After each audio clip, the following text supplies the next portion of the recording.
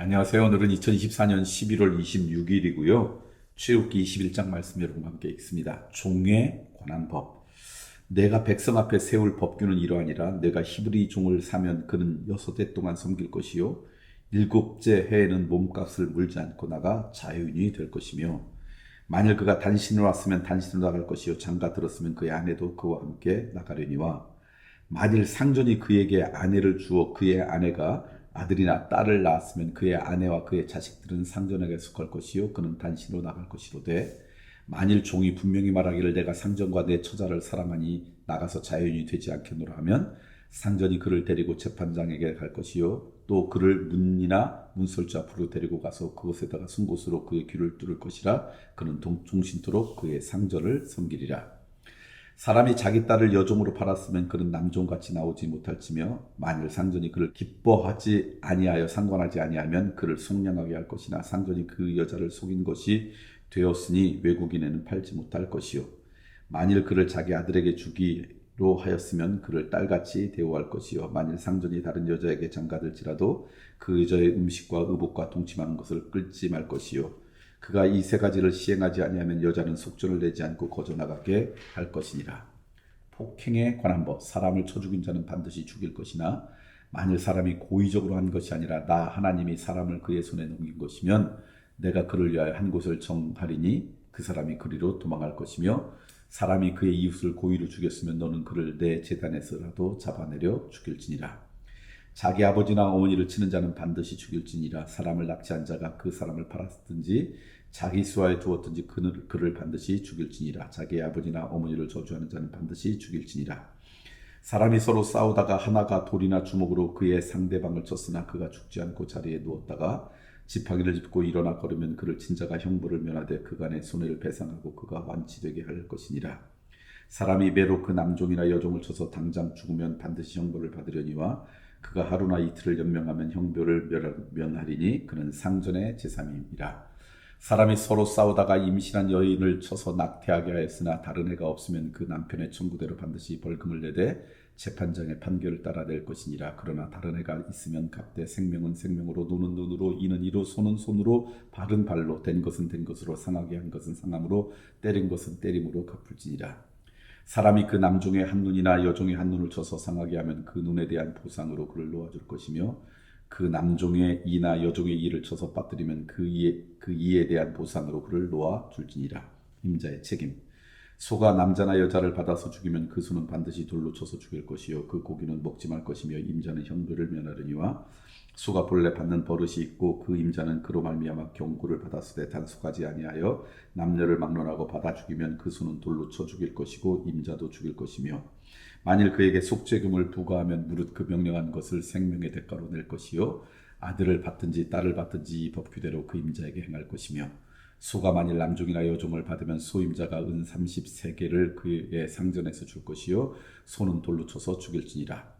사람이 구덩이를 열어 두거나 구덩이를 파고 덮지 아니하므로 소나 나귀가 거기에 빠지면 그 구덩이의 주인이 잘 보상하여 짐승의 임자에게 돈을 줄 것이요 죽은 것은 그가 차지할 것이니라. 이 사람의 소가 저 사람의 소를 받아 죽이면 살아있는 소를 팔아 그 값을 반으로 나누고 또한 죽은 것도 반으로 나누려니와, 그 소가 본래 받는 버릇이 있는 줄을 알고도 그 임자가 단속하지 아니하였으면 그는 소로 소를 갚을 것이요 죽은 것은 그가 차지할지니라. 참 재밌는 말씀입니다. 그때 당시 이제 광야 생활을 하면서 여러 사람이 살아가니까 그 사람들의 사회를 안정적으로 유지하기 위한 그런 다양한 어떤 그런 규칙, 법들이 이제 쭉 나오고 있습니다. 오늘 말씀을 이렇게 쭉 읽다 보니까 중요한 몇 가지를 발견하는데, 첫 번째는요, 의도적으로 했느냐, 의도는 없지만 실수로 했느냐, 그걸 구분해서 말씀하고 있는 거예요. 실수를 했어도 법은 법이에요. 그래서 그거의 대가나 그거에 대한 형벌이 많이 적어지는 거죠.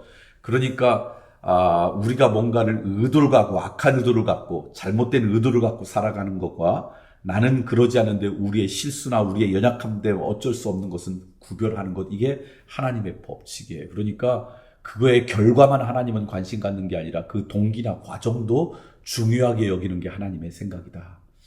오늘 우리들을 향해서도 하나님은 동일하게 생각해요. 내가 의도적으로 악한 마음을 갖고 뭔가 잘못된 생각을 갖고 하는 것, 그건 하나님께서 정말 화를 내시고 책망하시지만 우리가 최선을 다하고 그리고 나름대로 살았지만 우리의 연약함 때문에 하는 그런 어떤 연약함 때 나오는 실수나 잘못된 것은 하나님께서 정상을 많이 참작하신다.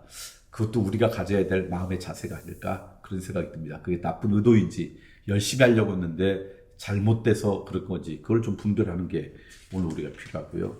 두 번째로 오늘 말씀을 이렇게 쭉 이런 것들을 이렇게 보니까 하나님의 관심은 그들이 살아가는 공동체가 아름답게 지켜지는 게 관심이에요. 그래서 하나님께서 허락하신 이 믿음의 공동체, 하나님께서 허락하신 이 광야의 공동체가 혼돈 없이 살았으면 좋겠다.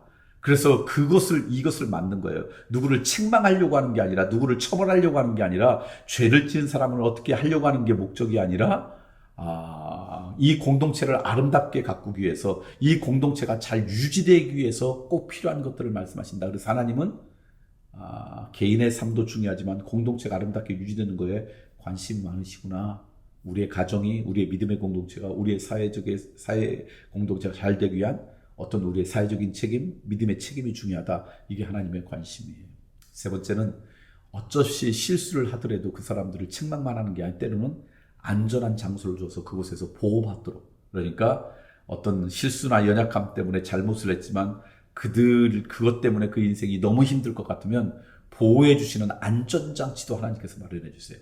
이게 하나님께서 그 공동체를 운영해가는 그런 원리들이에요. 오늘 우리에게 시사하는 바가 참 많습니다.